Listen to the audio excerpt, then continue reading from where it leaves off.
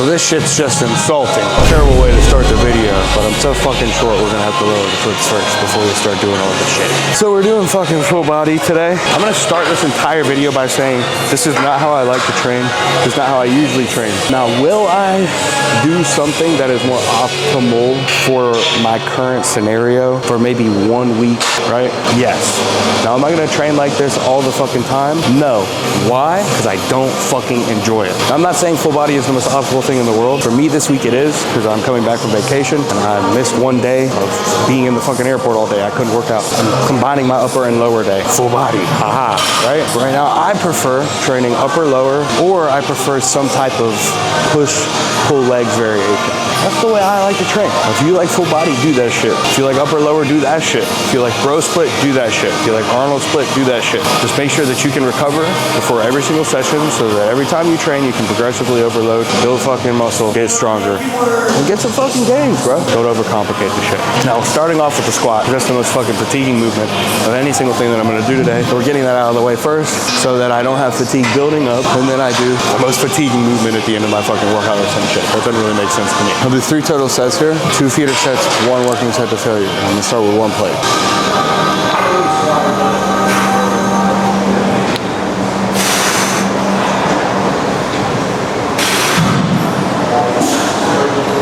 It's been a hot minute since your boy barbell squatted. Let's see if we can just rip 4 plates like nothing on the top set. Best squat shoes ever to exist. BOT sheets. And they actually look fucking cool too. I've never seen a pair of barefoot shoes before these that I actually like the way they look. And I'll be that pretty motherfucker, like A$AP Rocky says. So I care about the shit that I put on. I want it to look good. If I don't look good, usually don't feel good. And these look good, so I feel good. And they're optimal to squat in, because they're barefoot shoes. So if you want a pair of barefoot shoes that actually look good, feel good, and they're optimal stuff, use code OPTIMAL. Go to Otishi and cop yourself a pair.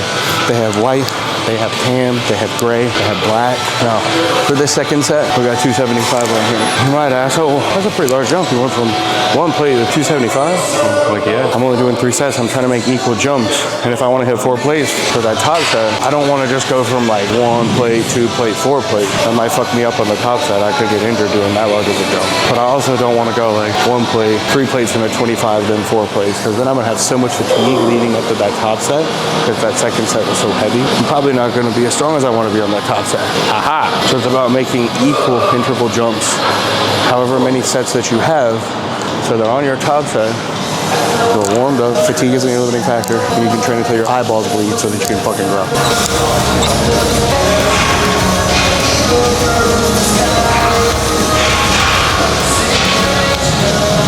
My brother, I do not own this gym, so you do not have to worry about walking in front of that shit. You'll use, and I don't like to do that. No, you're good, bro. You're good. Jimmy. I'm Alistair. Nice to meet you. Nice to meet you, brother.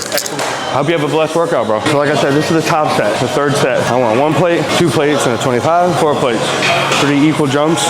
Those are my top set. The key on the top set, again, you don't want fatigue to be your limiting factor, but you want to be able to move some fucking weight. Train till your eyeballs bleed. And ideally, every single session, put a little bit more weight on your top set. Practice progressive overload. That's how we get fucking big.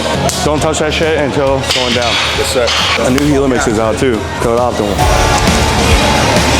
Come on. Come on. Come on, bring it up. Come on. Don't touch that shit. Come on. Come on. Come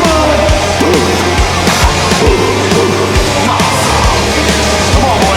Bring it up. Bring it up. Bring it up. Don't fucking touch it. Come on. Come on. Come on, boy. Bring it up. Bring it up. Yeah. Thank you, brother. That was crazy. Thank you.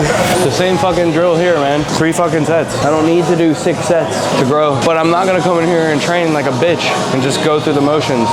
So if you do that, you probably will need 6 sets to fucking grow. And that's why as a coach, I've learned it's person dependent, because some people just actually don't like to train hard. And if you don't like to train hard, I ain't gonna fucking make it. Low volume, high intensity only works if you actually know how to have high intensity. You fucking get it? So you're gonna see me go 1, 2, 3 plates here. 1 set, 2 set, 3 set. Guess what? That third set is the set to failure. Pretty fucking simple.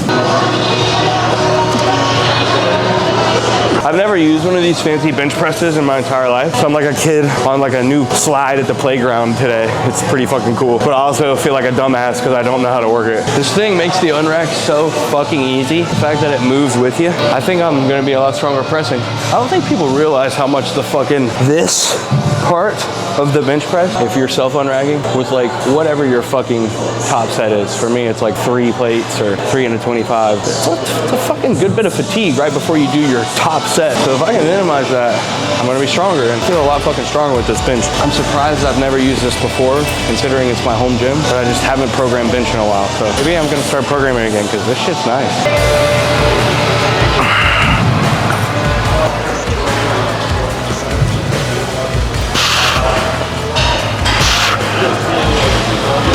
This bench is like Obi-Wan Kenobi. It underestimates my power. I have the fucking high ground. We all know how that scene actually turns out, but I'm fucking the new and improved Darth Vader. And this bench press is my fucking bitch. Plus I'm listening to Foo Fighters, so what could go wrong? Come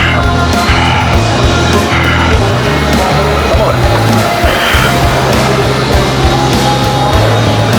That's you, come on. Come on. Press it, come on, press it. Oh yeah. Well, I'm fucking not the new and improved Darth Vader. I am just like the original. Bench obviously has the high ground. That's so fucked. Let's see what I can do with 3 plates. But Mr. Optimal, you're never gonna recover from this amount of fatigue. Well, that's what happens when you have no nuts and don't hit your rep range on your top set. You gotta do another set, at least in my opinion. I'm not just gonna stop. I know a lot of people say, oh, if you don't hit your rep range on your top set, just move on. Not me, bro. My brain won't let me. I don't fucking care how much you say I'm fatigue maxing. I really don't give a fuck. I can't be that much of a bitch. Come on. Press that. Come on. Come on. Come on. Oh, come on. Come on, I got you. Come on. Yep. One back movement that we're gonna have on this full body day. This is where I would argue that the barbell row is one of the more optimal things that you could do. Because if I'm trying to hit majority of my posterior chain, I'm gonna use this move. I could do the same type of row on a Smith machine, and I do it like that. You've seen me do it before. Insert overlay here. But I'm locked into a bar pack, right? So depending on my degree of humeral elevation will depend which part of my back I'm gonna bias more. AKA, if I'm more flared, it's gonna be more traps rhomboids. If I'm more tucked, gonna be more lats. With this, I can move freely, right? I'm not locked into a specific bar pack. So ideally, as I start to fail, whatever fails first, my traps, rhomboids, rear delts, my lats, the other muscles can start to help and take over. So it's gonna be more of my entire back and less of me biasing something, which is not usually what I'd like to do. But since I'm training full body, this is where this takes place. You need to understand when it is ideal to do certain movements and when it's not. We're only doing the chest support because I just want it to be less hamstrings and glutes. I have to brace less if I insert the chest support. It's the only reason. You could do it without the chest support. You don't have to. It's up to fucking you.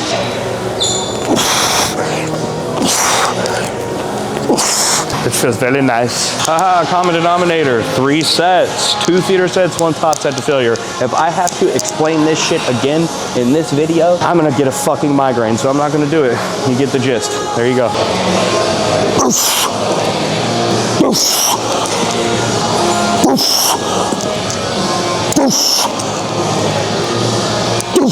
Top set.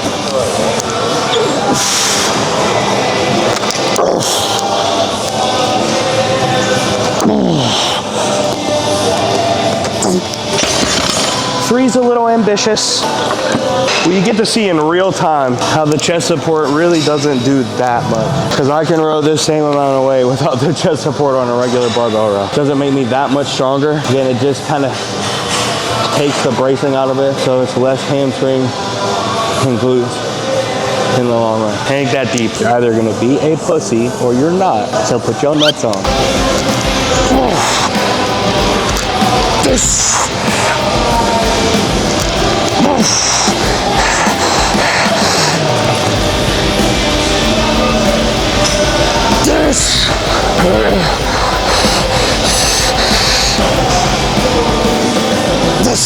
And tell me why the fucking new AirPods are worse than the old AirPods. Those things don't stay in my ear to save my fucking life. What the fuck? Fuck you, Apple. Y'all did the same shit with the chargers gave us the cool lightning charger, and then changed it to the USB-C so you could make more fucking money. You knew it was the better charger in the first place. So did Android. That's why they've been doing it longer. Now, I don't have a fucking Android because that's gay, but fuck you, Apple.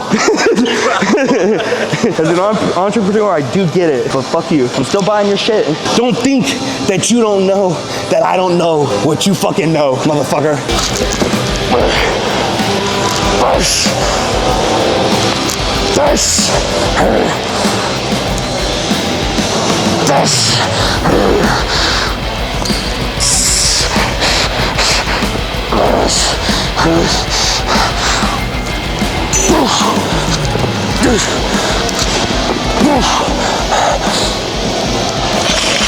Yes, we know I'm not gonna grow any more from doing full body or upper lower or push-pull legs or fucking Arnold split, as long as I can recover and progressive overload every single fucking session, every time I train, right? Now, that enjoyment factor, though. Again, you could hypothetically tell me if I got that much more gains from full body, I'd still say, fuck you, I'm not gonna program that. Because I don't wanna rip that again, like you said, 3 times a week. Now, are we training full body right now? Yes, because it's ideal for our scenario this week. I missed a day of training, I need to combine upper and lower. Do you see what I'm saying? Like, I'll do it if I have to. Am I gonna be like, I'm gonna program that for the next 16 weeks? Fuck no. Because I don't like it. No, that's gonna be better. And then I'm not gonna try, like at some point, dude, I can come in here and force myself to try really fucking hard. Once, twice, dude, I could probably do it for 3 to 4 weeks. A good method, and to really get like some progress out of it, because really progress comes from doing things consistently. Okay? I'm not gonna be able to do that. Also, at your level, you need the passion. The fire is way more important than. It's when I'm coming in here ripping again 4 plates on a squat, 3 plates on a press. You don't get that. Rowing 2 plates. Yeah, I just want to I have to enjoy my training, or I'm going to not try. How hard it is to progress when you start getting stronger. Like you start throwing on a 5 on 3, 4 plates when you're doing compounds, even machines, right? When you're doing the full stack plus a 45 and a 5 or whatever, it's like, now I throw a 5 on there, it's a lot harder to fucking progress every single week, unless I'm really in it, bro. You know what I mean?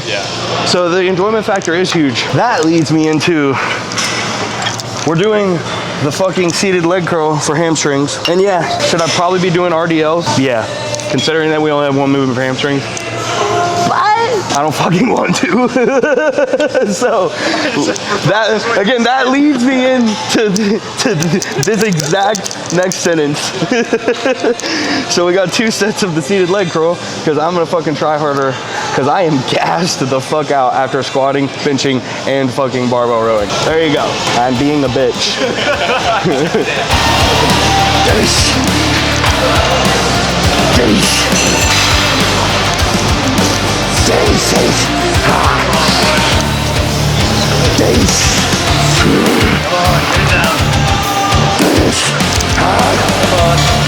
Still moving. Come on. Come on. Come on, Alex. I got you. Going all the way. Come on. I'm not helping. Come on. Oh, come on. There we go. Come on. Come on, boy. There we go. Same shit here, 2 sets. It's a fucking tricep extension. There's not much more I could go into. Keep your upper arm stable. Think about smashing your hand to your delt. Drive through your pinkies to the floor. Think about going down and out, not just down. That allows me to at least get further into the contraction, right? You can visibly see it if I just go down versus down and out. And it just allows me to get a little bit better feel for my tricep.